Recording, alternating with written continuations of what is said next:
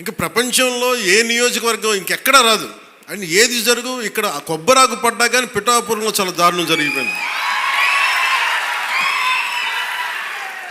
ఒక తాటాకు అక్కడ ఉన్న తాటాకు ఊడిపడిపోతే అమ్మా చాలా దారుణం జరిగిపోయింది. మరి గత ప్రభుత్వ నాయకులను అడగండి, వాళ్ళ నియోజకవర్గం అసలు న్యూస్ ఉంటుందా, ఏం జరుగుతుందో కూడా తెలియదు మీకు. పిఠాపురంలో చిన్న చెట్టు మీద వాళ్ళున్న పక్షి ఈక పడినా కానీ అయ్యా బాబోయ్ పక్షపడి. అంటే ఇది ఎవరిస్తున్నారు మీకు బలం? ఎవరిస్తున్నారు? మీరిస్తున్నారు. చెడు వార్తలకి మీరిస్తున్నారు బలం. ఒకడు మనల్ని తిడుతుంటే మీరు దాన్ని వైరల్ చేస్తే మీరు బలం ఇస్తున్నారు.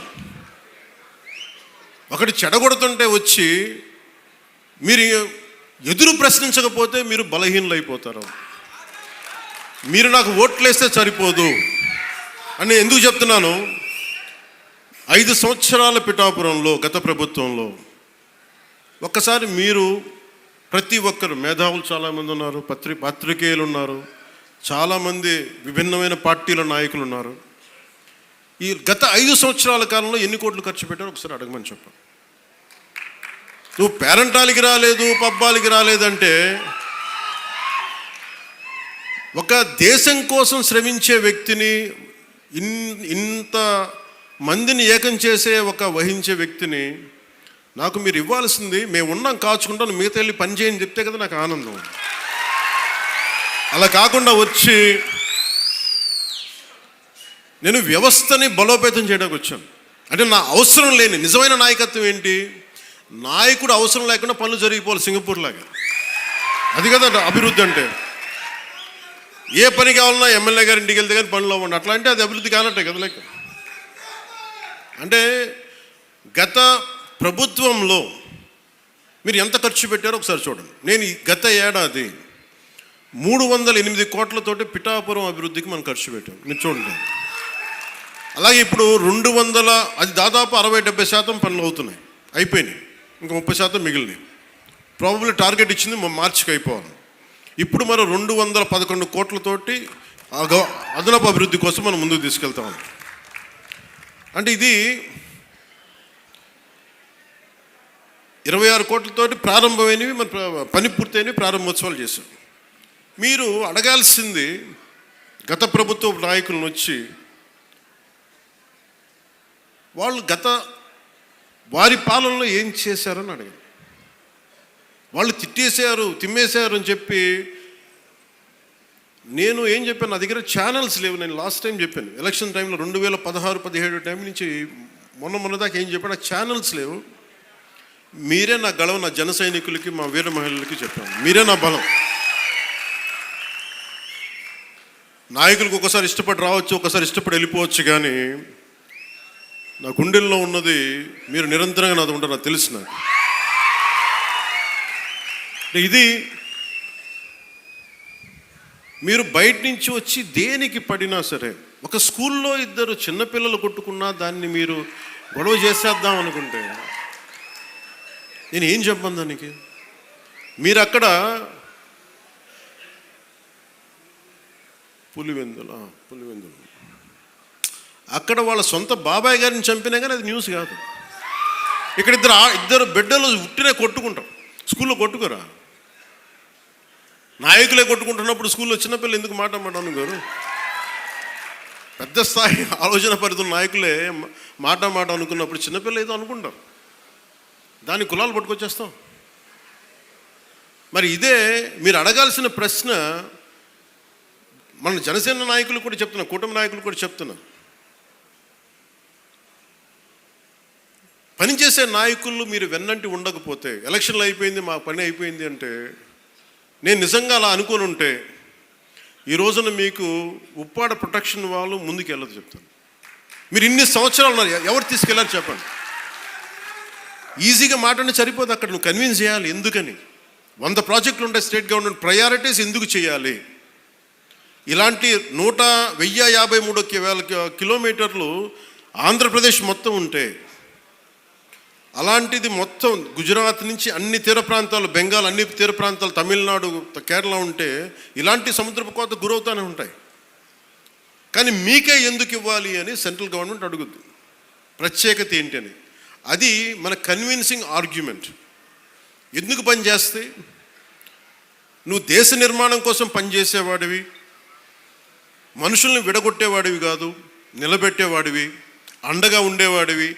ఇన్ని చూసిన తర్వాత దానికి తోడు హేతువుగా చెప్పాలి, రేషనల్గా చెప్పాలి. ఎందుకు ఇది చేస్తున్నావు అంటే దానికి వాళ్ళు ఆలోచించి లేదు ఇది బాగుందని చెప్తారు. ఇంత కష్టం ఒకటి అచీవ్ చేయటం. 1 కోటి రూపాయలు మీరు చాలాసేపు ఈ మధ్యన చూస్తున్నారు. డోలీ ప్రాంతాల్లో పిఎం జన్మన్ పథకం కింద ఒక 40 మంది ఉంటారు. 1 కోటి రూపాయలతో మనం ఒక 4,000 మంది 5,000 మంది ఉన్న ఒక పంచాయతీ ఖర్చు పెట్టడం వేరు. కేవలం 40 మంది ఉండే ఒక ట్రైబల్ పంచాయతీ ట్రైబల్ గ్రామానికి, ఒక చిన్న కుగ్రామానికి పెట్టడం చాలా కష్టం. దానికించి ప్రత్యేకించి మన జేబులో డబ్బులు ఇట్లా కేంద్రం తాలూకు పాలసీ ఉంది, పథకం ఉంది. దానిని పెద్ద మనసుతో ఖర్చు పెట్టాలంతే. నేను చేస్తుంది అదే, కుంచుకుపోవట్ల పెద్ద మనసుతో చేస్తున్నాం. అందువల్ల డోలీ మోతలు అంటే మనకు కనీసం కరెంటు ఉంది. కరెంటు లేని గ్రామం ఒకటి అలలాడుతుంటే ఒక్క మాట మన జన సైనికులు కానీ మనం పంపిస్తే ఆ గ్రామానికి కరెంట్ వచ్చింది 70 ఇన్ని సంవత్సరాలు. అంటే ఇవన్నీ ఎందుకు చెప్తున్నానంటే నేను కేవలం ఒకదానికే పరిమితం అయిపోతే నా శక్తిని మీరు చంపేసినట్టు వాళ్ళు అయిపోతారు. నాలాంటి వాడిని మీరు ఎంత బలం ఇస్తే బయట ప్రాంతాల నుంచి వచ్చి అసలు నన్ను ఏం చేశారు లాస్ట్ టైం, మా జిల్లాల్లోకి వస్తే, మా ప్రాంతాల్లోకి వస్తే మేము అడుగు పెట్టాం, మా నియోజకవర్గాల్లోకి వస్తే చాలా నాకు చెప్పి వాళ్ళు మటుకు నేను ఎంచుకున్న నియోజకవర్గానికి వచ్చి మొత్తం వ్యతిరేకంగా చేశారు. వాళ్ళ ఏరియాలోకి వెళ్ళకూడదట, వాళ్ళ నియోజకవర్గాల్లోకి వెళ్ళకూడదు, కానీ మనం పనిచేస్తున్న నియోజకవర్గాలకు వచ్చి ఏదైనా కలగచ్చు. అంటే వాళ్ళకి అర్థం కాదు ఏంటంటే నేను సన్నగా కనిపిస్తానో మెత్తగా కనిపిస్తానో నాకు తెలియదు, కానీ నా గట్టిదనం వాళ్ళకి తెలియదు అండి. అంటే మీరు మొండి పట్టు పడితే, మీరు గొడవ పెట్టుకోవాలనుకుంటే నేను సంసిద్ధంగా ఉన్నాను, ఎప్పుడైనా గొడవ పెట్టుకున్నాను. దానికి నా దగ్గర కొదవ లేదు, ఆ శక్తి కొదవ లేదు. కానీ ఏంటంటే యుద్ధం ఎందుకు భరిస్తాడు, ఎవడైనా తిడతా ఉంటే బలం ఉన్నోడు భరిస్తాడు, బలహీనుడే ఎదురు తిరుగుతాడు. నేను ఎప్పుడన్నా సరే నా వ్యక్తిగతంగా నేను ఎప్పుడు గొడవ పెట్టుకోను. వ్యవస్థ కోసం ఇబ్బందులు అయినప్పుడు నాకేంటి, గత ప్రభుత్వం అద్భుతంగా పనిచేస్తే నాకు ఎందుకు అవసరం ఏముంది, అసలు పాలిటిక్స్ రావాల్సిన అవసరమే లేదు. ఉదాహరణకి నల్గొండ లాంటి ప్రాంతంలో ఫ్లోరోసిస్తో బాధపడుతూ ఉంటే కృష్ణానది నీళ్ళు హైదరాబాద్ దాకా వెళ్తున్నాయి, కానీ ఆ దారి వెంబడి వస్తున్న నల్గొండలో నీళ్ళు చాలా సంవత్సరాలు లేవు, ఈ మధ్యన వచ్చినాయి. అక్కడ మనుషులు ఈ మన ఫ్లోరోసిస్ తోటి చిన్న బిడ్డలు వంగిపోయి మంచానికి ఉంటే అది బాధ కలుగుతుంది. ప్రభుత్వాలు ఏం చేయట్లేదు. అలాంటి అనేకమైన సంఘటనలు కోకొల్లలుగా జరిగితే అది నాకు బాధ్యతని పెంచి రాజకీయాల్లో మనం ఏదైనా చేద్దాం, ప్రయత్నం చేద్దాం. ఓడిపోవచ్చు గెలవచ్చు కానీ ప్రయత్నమే చేయకపోతే తప్పు కదా. అలాంటి సందర్భంలో నేను వచ్చాను పాలిటిక్స్కి. అలాంటిది నేను కింద పడ్డాను. ఇందాక మనోహర్ గారు మాట్లాడుతున్నారు, పుష్కర్ కాలం దాటింది నేను వచ్చి పాలిటిక్స్ 14 సంవత్సరాల పైన. ఎవరు తీసుకుంటారు? నాకు రాజకీయాలు, నాకు డబ్బు సంపాదన, నాకు డబ్బు సంపాదన, నేను బిగ్ యాక్టర్. నేను నెంబర్ 1 యాక్టర్ని కాదేమో, కానీ నా స్థాయిలో నేను బాగా డబ్బులు సంపాదించగలిగే యాక్టర్ని. ఓడిపోయినా కానీ, సినిమా ఫ్లాప్ అయినా కానీ డబ్బులు చేసుకునే కెపాసిటీ ఉంది నా సినిమాలకి. అది మీ అందరి అభిమానం, ప్రేమ వల్ల. మరి అలాంటి నేను ఎందుకు రావాలి రాజకీయాల్లో కంటే అది నా ఆవేదన, నా బాధ్యత. పాలిటిక్స్ నా బాధ్యత. అంటే ఎంతసేపు ధాన్యం పండించి దోచేసుకోవడం తప్ప తిరిగి ఇద్దామని గుణం లేకపోతే ఏమవుతుంది?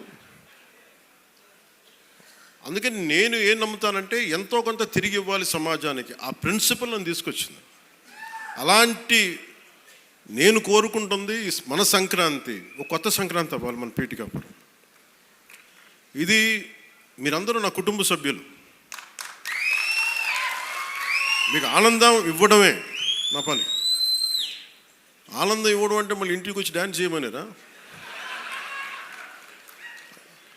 అంటే మీరు బలం అవ్వడానికి నేను చేదోడు వాదోడు అవుతాను. అలాగే మా ఇంటికి వచ్చే పేరెంటాలకు వచ్చి ఎన్ని పేరెంటాలు వస్తే పని వాళ్ళు చేస్తారు, పనులు కూడా చేయాలి కదా.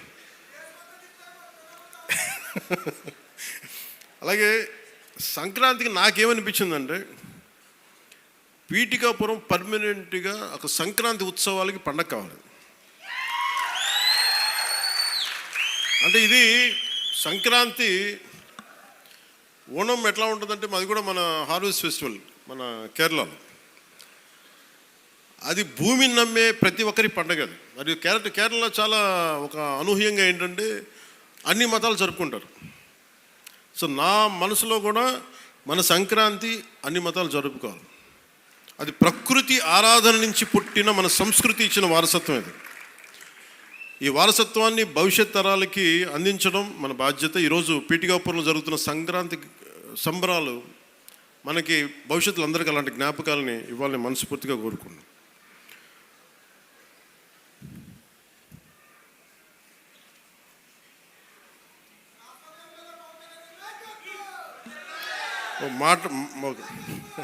అలాగే సంక్రాంతి అనగానే నేను మెయిన్గా ఎందుకు చాలా నాకు అనిపించిందంటే, గోదావరి జిల్లాలండి, కోడిపందాలండి, జోదాలండి,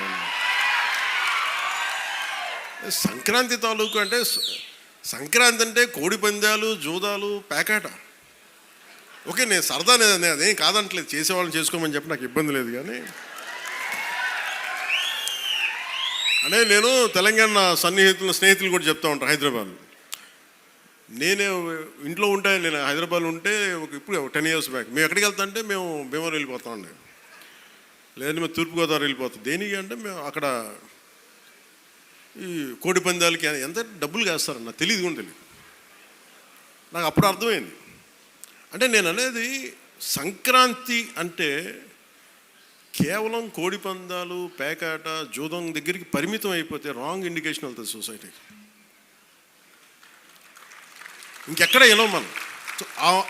అది మార్పు రావాలి అంటే, ఎందుకంటే మన సంస్కృతిని మనల్ని దేనికైతే అసలు మూలం ఎట్లా ప్రారంభం అది మర్చిపోయాం అనుకోండి, మర్చిపోతే అది దారి తప్పేస్తాం. అప్పుడు మీకు మెకాలే చెప్పినట్టుగా ఒకరిని దెబ్బ కొట్టాలి, ఒకరిని సంస్కృతిని, దేశాన్ని వైపౌట్ చేయాలంటే ముందు వాళ్ళ సంస్కృతిని చంపేయడం. సో ఇది సంస్కృతి మూలాల్ని పరిరక్షించడానికి, మర్చిపోకూడదని చెప్పడానికే ఈ వేడుక ఈ రోజున పీఠిక. ఇది మొత్తం రాష్ట్రంలో ప్రతి నియోజకవర్గంలో ఇది అవ్వాలి. ఇది గోదావరి జిల్లాలో సంక్రాంతిని కోడిపందాలు ₹1,00,00,000 చేతులు మారుతాయి అనే మాట పోవాలి. సంక్రాంతి నుంచి భోగి మంటల్లో కలిపేయాలి. సరదాగా చేసుకుంటారో ఏం చేసుకుంటారో అది వేరే, కానీ అది మట్టుకు ప్రత్యేకంగా కనిపించకూడదు. ఇది ఆప్యాయతానురాగాల గురించి, పంచే మనస్తత్వం గురించి చెప్పుకోవాలి. ఇందాక మనం చూసిన హరిదాసు కీర్తనల గురించి చెప్పుకోవాలి. గరగ నృత్యాలు, గంగిరెద్దులాటలు, కోలాటలు, భజనల గురించి చెప్పుకోవాలి. అలాగే నవతరానికి మన సాంప్రదాయాల విలువల గురించి, కళారూపాలు, సృజనాత్మక ప్రక్రియల గురించి తెలియాలి.